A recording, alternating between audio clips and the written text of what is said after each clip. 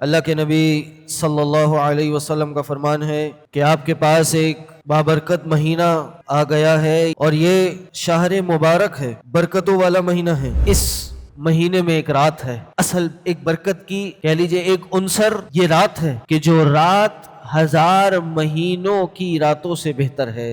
اگر کہا جائے کہ وقت میں برکت ہے یا ہونی چاہیے یا ہو سکتی ہے تو اس کا مطلب یہ نہیں ہے دن جو ہے وہ جناب 24 کے بجائے 30 گھنٹے کا ہو جائے گا، 40 گھنٹے کا دن ہو جائے گا، گھنٹے کی تعداد بڑھ جائے گی، نہیں۔ اکثر آپ نے علماء کرام کو کہتے ہوئے سنا ہوگا ہمارے اسلاف کے وقت میں برکت ہوا کرتی تھی۔ کیا برکت ہوتی تھی؟ دن تو اتنا ہی تھا، سال میں وہی 12 مہینے تھے، دن میں تقریباً 30 دن تھے، تو برکت کیا تھی؟ برکت یہ نہیں ہے کہ ایک انسان کے پاس سینکڑوں پراپرٹیاں ہوں، بڑے بڑے بنگلات ہوں، اور یہ صرف دین کی تعلیم نہیں ہے۔ آج بڑے بڑے امیر زادے مفکر تھنکرز فلاسفرز یہ باتیں کہتے ہیں۔ آج ہی میں نے ایک ویڈیو دیکھی، ایک انٹرویو تھا، اس میں کسی نے بڑی اچھی بات بولی۔ اس نے کہا کہ آپ کے بینک میں اگر ہزاروں کروڑوں روپے موجود ہیں تب بھی آپ غریب ہو سکتے ہیں۔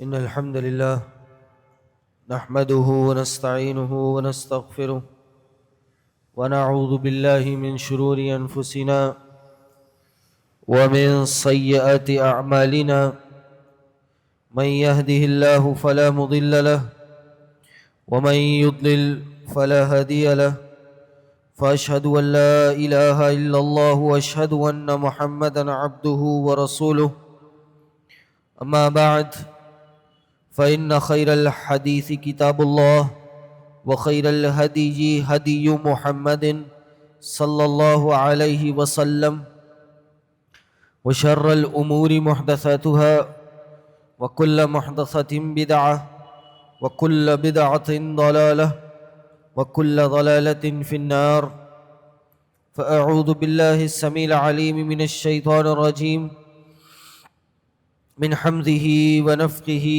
ونفسه بسم الله الرحمن الرحيم يا أيها الذين آمنوا اتقوا الله حق تقاته ولا تموتن إلا وأنتم مسلمون يا أيها الناس اتقوا ربكم الذي خلقكم من نفس واحدة وخلق منها زوجها وبث منهما رجالا كثيرا ونساء واتقوا الله الذي تساءلون به والأرحام إن الله كان عليكم رقيبا يا أيها الذين آمنوا اتقوا الله وقولوا قولا سديدا يصلح لكم أعمالكم ويغفر لكم ذنوبكم ومن يطع الله ورسوله فقد فاز فوزا عظيما وقد قال الله تبارك وتعالى في القرآن المجيد والفرقان الحميد شهر رمضان الذي ينزل فيه القرآن وقال النبي صلى الله عليه وسلم قد جاءكم شهر رمضان شهر مبارك تفتح فيه أبواب الجنة وتغلق فيه أبواب الجحيم وتغل فيه الشياطين أو كما قال عليه الصلاة والسلام۔ معزز سامعین، دوستوں، بزرگوں، بھائیوں اور بہنوں، اللہ کے نبی صلی اللہ علیہ وسلم کا فرمان ہے قد جاءکم شہر رمضان شہر مبارک، کہ آپ کے پاس ایک بابرکت مہینہ آ گیا ہے یا آنے ہی والا ہے، اور یہ شہر رمضان شہر مبارک ہے، برکتوں والا مہینہ ہے۔ آج کا مختصر سا موضوع اس مہینے کی اصل بنیاد اور چند ایک آدھ کام جو ہمیں یاد دہانی کے طور پر فائدہ دیں گے اس پہ مبنی ہے۔ پہلی بات یہ سمجھنے کی ہے کہ اس کو نبی علیہ السلام نے شہر مبارک کہا۔ مبارک برکت سے نکلا، اور برکت کیا ہوتی ہے یہ ہمیں سمجھنا بڑے ضروری ہے۔ برکت کا اصل کانسیپٹ اور برکت کا معنی کیا ہے، یہ ہمیں سمجھ آ جائے تو انشاءاللہ بڑا فائدہ ہوگا۔ برکت کا جو شرعی معنی ہے وہ اطلاق دو چیزوں پہ ہوتا ہے۔ ایک ثبوت الخیر، کسی چیز میں خیر کا ہونا، کسی چیز میں خیر ہے تو برکت کا آدھا معنی پورا ہو گیا، اور دوسرا اس میں اس خیر کا بہت زیادہ ہونا، وَكَثِيرُهُ وَزِيَادَتُهُ، کہ اس میں نہ صرف برکت ہو بلکہ بہت کثرت سے خیر ہو، نہ خیر ہو بلکہ بہت زیادہ خیر ہو، یہ برکت کا معنی ہے۔ اور عام الفاظ میں، عام فہم میں اگر ہم کوئی بات کہیں تو وہ یہ کہ جس میں بظاہر وقت مقدار کم لگے لیکن نتائج کے اعتبار سے وہ بہت زیادہ ہو، اس کو برکت کہا جاتا ہے۔ یعنی وقت میں برکت، اگر کہا جائے کہ وقت میں برکت ہے یا ہونی چاہیے یا ہو سکتی ہے، تو اس کا مطلب یہ نہیں ہے کہ دن جو ہے وہ جناب 24 کے بجائے 30 گھنٹے کا ہو جائے گا، 40 گھنٹے کا دن ہو جائے گا، فلاں کے وقت میں برکت ہے تو جناب گھنٹے کی تعداد بڑھ جائے گی۔ نہیں، برکت کا مقصد یہ ہوگا کہ وقت اتنا ہی ہے سب کے پاس، لیکن اس کم وقت میں یا گنے چنے وقت میں انسان اپنے کام زیادہ کر لے۔ اکثر آپ نے علماء کرام کو کہتے ہوئے سنا ہوگا ہمارے اسلاف کے وقت میں برکت ہوا کرتی تھی۔ کیا برکت ہوتی تھی؟ دن تو اتنا ہی تھا، سال میں وہی 12 مہینے تھے، دن میں تقریباً 30 دن تھے، ہفتے میں 7 دن تھے، تو برکت کیا تھی؟ برکت یہ تھی کہ انہوں نے اپنی اتنی ہی زندگی میں کئی ایک ایسے کام کر لیے جو شاید ہم مجھ سمیت یہاں بیٹھے ہوئے جتنے لوگ موجود ہوں وہ پوری زندگی لگا کے نہ کر سکیں۔ اتنا ہمارے اسلاف میں سے نمایاں شخصیات نے، ایک ایک شخص نے اپنی آدھی زندگی میں کام کیا ہے۔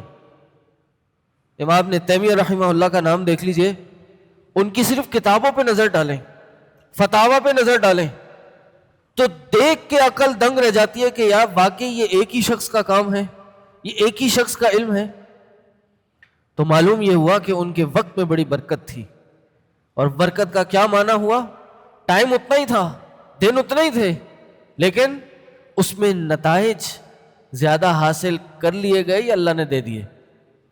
اسی طرح مال ہے، مال کی بھی برکت کا مطلب یہ نہیں ہے کہ ایک انسان اس مال میں زیادتی کر لے، ہزاروں کا بیلنس کروڑوں اربوں کا ہو جائے۔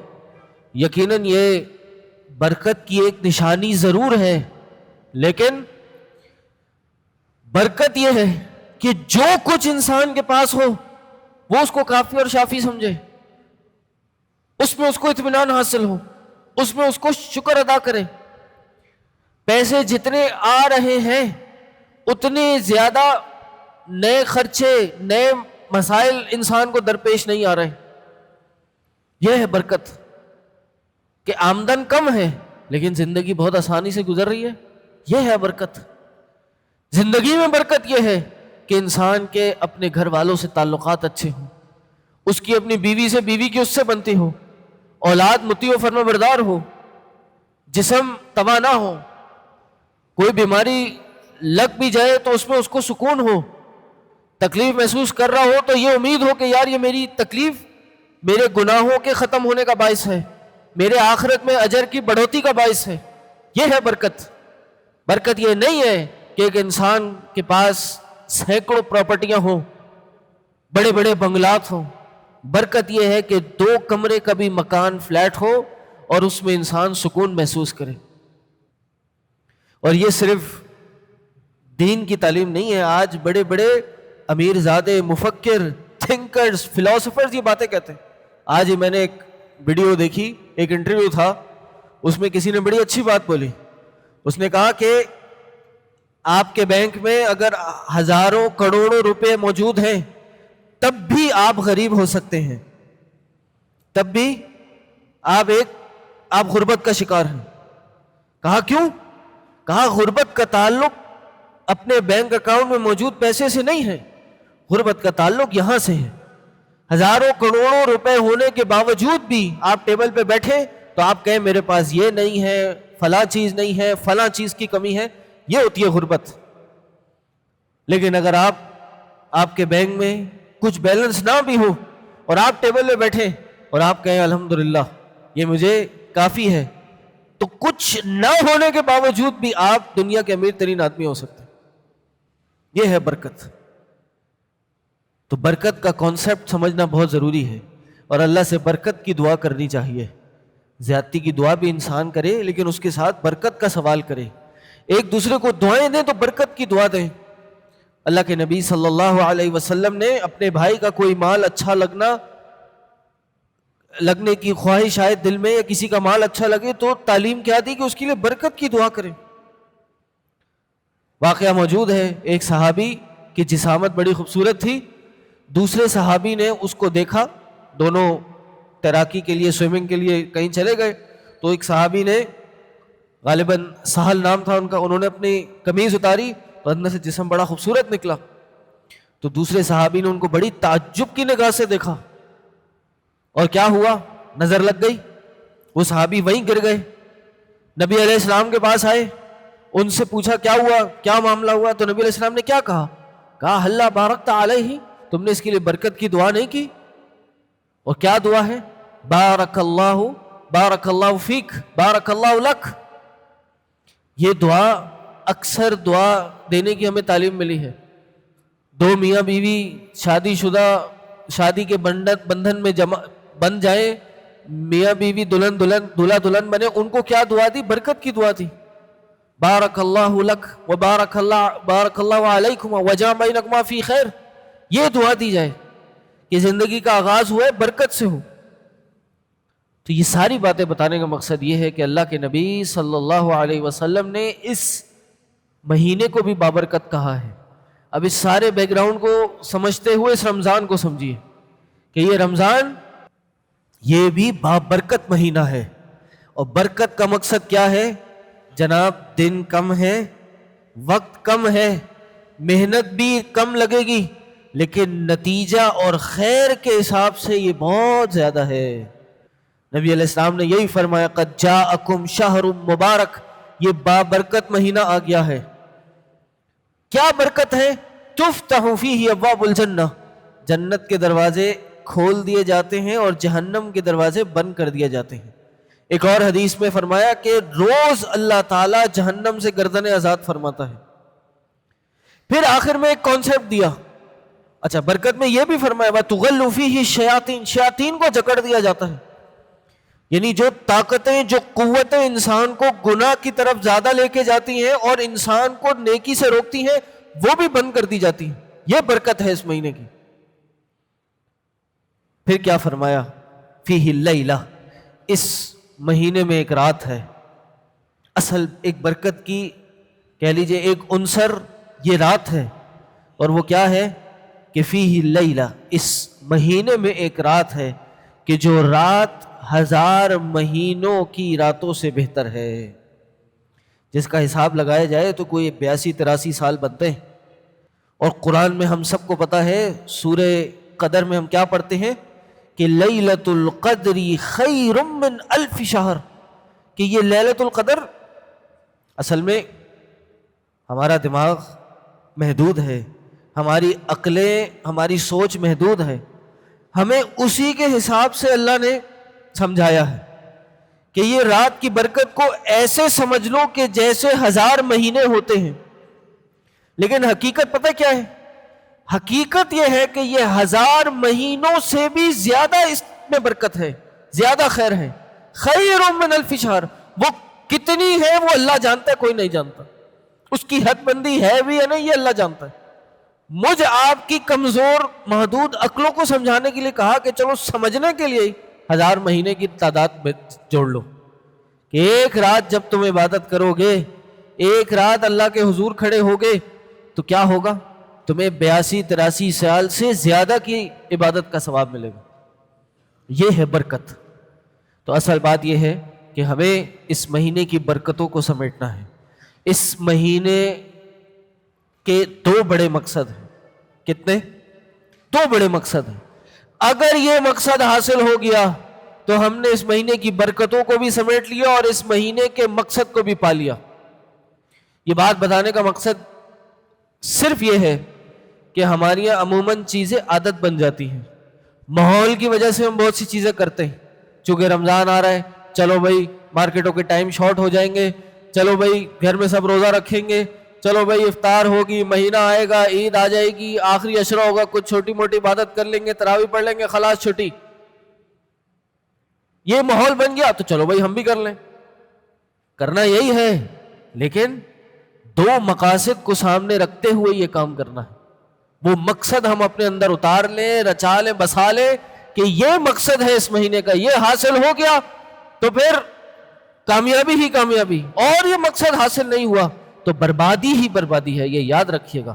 اللہ کے نبی صلی اللہ علیہ وسلم ممبر پر چڑھ رہے تھے, ہمارے سب کے ذہنوں میں یہ حدیث ہے, یاد دہانی کے لیے بیان کر رہا ہوں. اللہ کے نبی صلی اللہ علیہ وسلم چڑھتے گئے, آمین بولتے چلے گئے.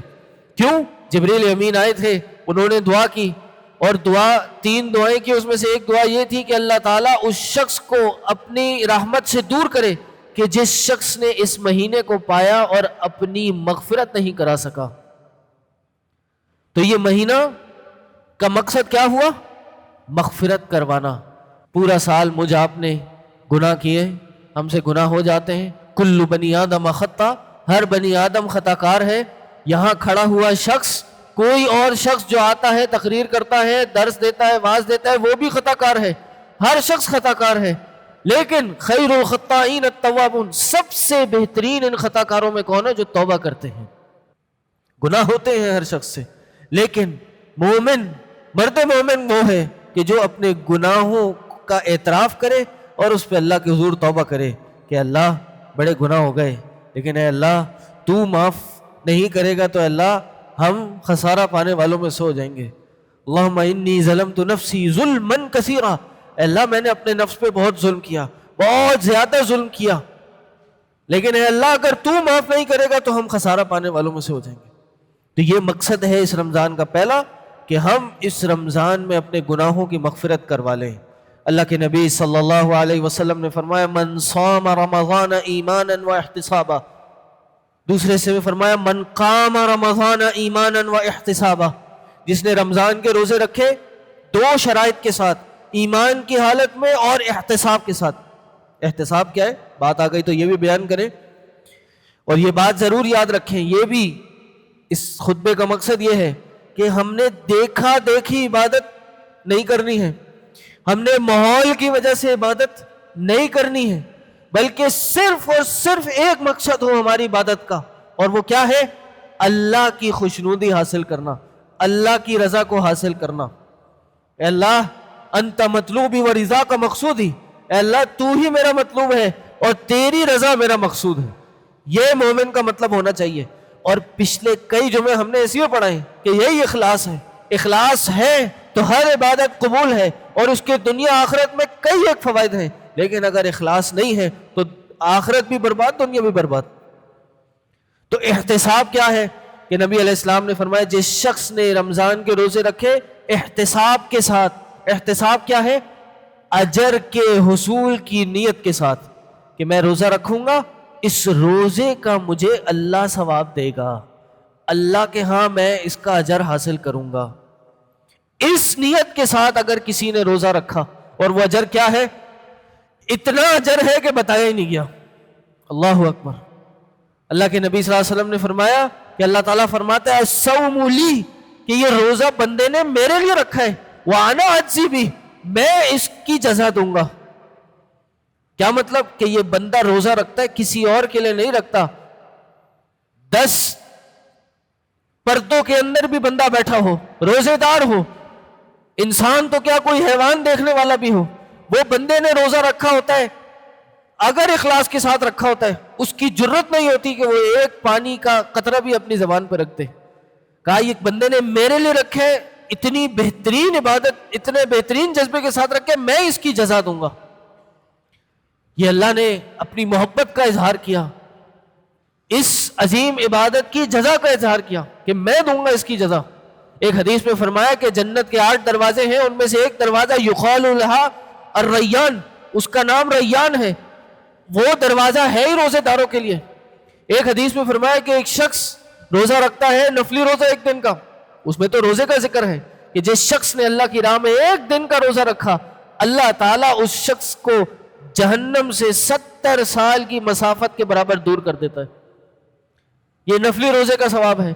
فرض روزے کا کیا ہوگا؟ تو بھائی روزہ رکھنا ہے لوگوں کو دیکھ کے نہیں، خاندان کے روٹین کو دیکھ کے نہیں، بلکہ ایماناً و احتسابا، اللہ نے ایمان کی دولت سے مالا مال کیا، الحمدللہ، اب احتساب کے ساتھ روزہ رکھنا ہے کہ میں اللہ کے لیے روزہ رکھ رہا ہوں تو اب مجھے اللہ اس کی جزا دے گا۔ جس نے یہ کام کیا وہ رمضان کا مقصد پائے گا، وہ کیا؟ غفر لہ ما تقدم من ذنبہ، اس کے پچھلے جتنے گناہ ہوں گے وہ معاف کر دیے جائیں گے۔ یہ ہے رمضان کا مقصد، گناہوں کی معافی۔ اللہ کے نبی صلی اللہ علیہ وسلم نے دوسری جگہ کیا فرمایا کہ جس نے قیام کیا، تراویح پڑھی، قیام اللیل کیا، ایماناً و احتسابا، بھلے دن میں رات میں 2 رکعت ہی کیوں نہ پڑھی، مختصر ہی کیوں نہ پڑھی، اپنے گھر کے چبوترے میں ہی کیوں نہ پڑھی، لیکن اخلاص کے ساتھ پڑھی، ہاں، تو یہ بھی اس ایماناً و احتساباً میں داخل ہو جائے گا۔ پھر وہ جتنی زیادہ کرے سنت کے مطابق اس کا فائدہ ہے، اتنا ثواب بڑھ جائے گا۔ کہنے کا مقصد یہ ہے کہ دکھاوے سے بچ کے، لوگوں کے روٹین اور لوگوں کے ماحول سے بچ کے ہم نے عبادت کرنی ہے، خالص اللہ کے لیے کرنی ہے۔ اللہ کے نبی صلی اللہ علیہ وسلم نے فرمایا کہ ایک رمضان سے دوسرا رمضان، جب یہ دوسرا رمضان آتا ہے، مکفرات ما بینہن، یہ اس کے درمیان جتنے گناہ ہوتے ہیں یہ رمضان اس کا کفارہ بن جاتا ہے۔ تو کیا واضح ہوتا ہے ہمیں کہ یہ رمضان کا مقصد کیا ہے؟ گناہوں کی معافی، غفران الذنوب۔ یہ مہینہ شہر مغفرہ ہے، مغفرت کا مہینہ ہے۔ ہم اور آپ اس مغفرت کی تیاری کریں۔ نہیں پتہ کہ اب اگلے رمضان آئیں گے یا نہیں آئیں گے، اگلے کتنے رمضان میسر آئیں گے، اور حقیقت یہ ہے ابھی تو یہ بھی نہیں پتہ یہ رمضان بھی میسر آئے گا نہیں آئے گا، ابھی بھی 4-5 دن ہیں۔ زندگی کا نہیں پتہ کہ کب یہ زندگی کی جو گاڑی چل رہی ہے یہ رک جائے، کب یہ سانسیں جاری ہیں یہ بند ہو جائیں۔ تو انسان کو ہر لمحہ اس سوچ کے ساتھ گزارنا چاہیے کہ بس پتہ نہیں اب گئے تب گئے، یہ تو سالوں کی بات ہے۔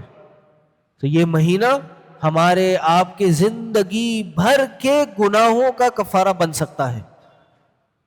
چھوڑ دیں اس چیز کو، یہ سوچ ذہن سے نکال دیں کہ اللہ مجھے معاف نہیں کرے گا۔ کیوں نہیں کرے گا؟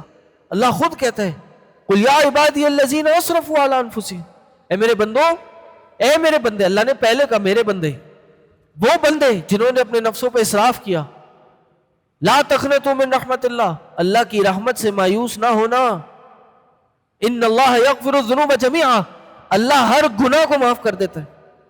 تو بھائی جتنے بھی گناہ میں نے آپ نے کیے ہیں، زندگی بھر کے گناہ کیے ہیں، یہ وہ وقت ہے کہ ہم پلٹ آئیں، اللہ کی طرف آ جائیں، اپنے گناہوں سے توبہ کر لیں، اس مہینے کو واقعی ایسا مہینہ بنا لیں کہ اس کے پیچھے کی زندگی آگے والی زندگی سے مختلف ہو جائے، بیفور آفٹر والی کیفیت بن جائے کہ پہلے دیکھوں تو میری زندگی ایسی تھی اور اب میری زندگی میں بدلاؤ آ گیا۔ اور ایسا ہوتا ہے، ہوا ہے، کئی ایسے لوگوں کی زندگی شاہد ہے اس بات پہ کہ ان کی زندگی میں تبدیلی کا باعث یہ رمضان بنا، اور اس پہ سونے پہ سہاگا کرنا چاہتے ہیں تو ابھی سے ارادہ کریں کہ ہم اعتکاف میں بیٹھیں گے، ابھی سے ارادہ کریں کہ ہم کسی نہ کسی قرآن کی تفسیر کی کلاس میں شامل ہو جائیں گے، تاکہ عمل کے ساتھ ساتھ اپنے ذہن کو بھی آمادہ کریں، عمل کرنے کے ساتھ ساتھ ذہن میں بھی دین کو اتارنا شروع کر دیں، اعتکاف کریں، دنیا سے کٹ جائے 7 دن کے لیے، 10 دن کے لیے، کیا ہوگا؟ تربیت ہوگی، واقعی زندگی تبدیل کرنے میں یہ چیز معاون ثابت ہوگی، ہم پھر اصل اس مقصد کو حاصل کر لیں گے۔ لیکن اگر اس کے مقصد کو حاصل نہیں کیا تو پھر بربادی ہی بربادی ہے۔ وہی حدیث اللہ کے نبی صلی اللہ علیہ وسلم کی آمین تھی اس پہ جو جبریل نے دعا کی تھی کہ اللہ تعالیٰ کی رحمت سے اللہ اس کو اپنی رحمت سے دور کر دے جو اس مہینے کو پائے اور اپنی مغفرت نہ کرا سکے۔ تو یہ ایک بہت بڑا مقصد ہے اپنے گناہوں کی معافی، اور دوسرا مقصد تقوی حاصل کرنا کہ انسان متقی ہو جائے، نیک وکار ہو جائے۔ ہم سب کمزور ہیں، ہم سب کو پریکٹس کی ضرورت ہوتی ہے۔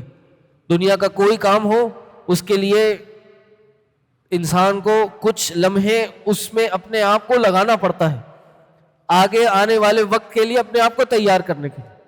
تو یہ پریکٹس کا مہینہ ہے کہ ہم کچھ اس میں عبادتیں کرنے کی عادت لگا لیں جو آنے والے سال کے لیے اپنے آپ کو تیار کریں.